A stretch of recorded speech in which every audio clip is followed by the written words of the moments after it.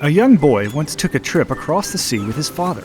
As soon as they pushed off from shore, the boy realized they were in a narrow cove with jagged rocks. He was afraid they could never make it through such a dangerous pass. Surely they would crash into the rocks and sink. Yet his father continued steering the boat, adjusting the sails and guiding them through the pass. Soon, they traveled out of sight of land. The young boy was afraid they were lost and worried they were drifting hopelessly. Yet his father continued steering the boat, adjusting the sails, and guiding them through the waters. As morning dawned, a terrible storm came upon them. The boy was terrified. He knew the boat was going to sink. Yet his father calmly continued steering the boat, adjusting the sails, and guiding them through the storm. This father could have explained his many years of skilled sailing and his ability to navigate by the stars and through difficult waters, but he wanted to teach his son to trust him. In an even greater way, God the Father wants you to trust Him too. He has a plan for your life.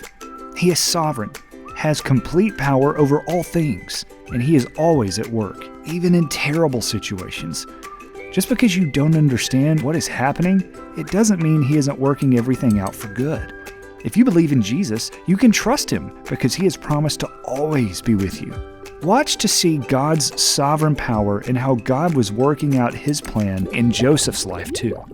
God was with Joseph and helped him succeed, even in prison. The jailer put him in charge of all the other prisoners. Pharaoh's chief cupbearer and chief baker were also in prison with Joseph. One day, Joseph saw they were upset and asked why. They told him they had both had strange dreams, but there was no one to interpret them. What did they mean? The Bible tells us Joseph said, "Do not interpretations belong to God? Please tell them to me." The cupbearer dreamt he had Pharaoh's cup in his hand with freshly squeezed grapes inside. He took the cup and placed it in Pharaoh's hand. Joseph told him the interpretation. In 3 days, the cupbearer would get his job back in Pharaoh's court. Joseph asked the cupbearer to tell Pharaoh about him when he was back in the court. He said, "I was indeed stolen out of the land of the Hebrews, and here also I have done nothing that they should put me into the pit."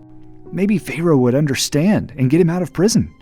After the baker heard the interpretation of the cupbearer's dream, he was excited to hear what Joseph would say about his dream. In the baker's dream, he balanced 3 baskets on his head. The top basket was full of baked goods for Pharaoh, but the birds came and ate out of the baskets on his head. But the baker's dream did not have a favorable interpretation. Joseph told him that in 3 days, Pharaoh would have him hanged.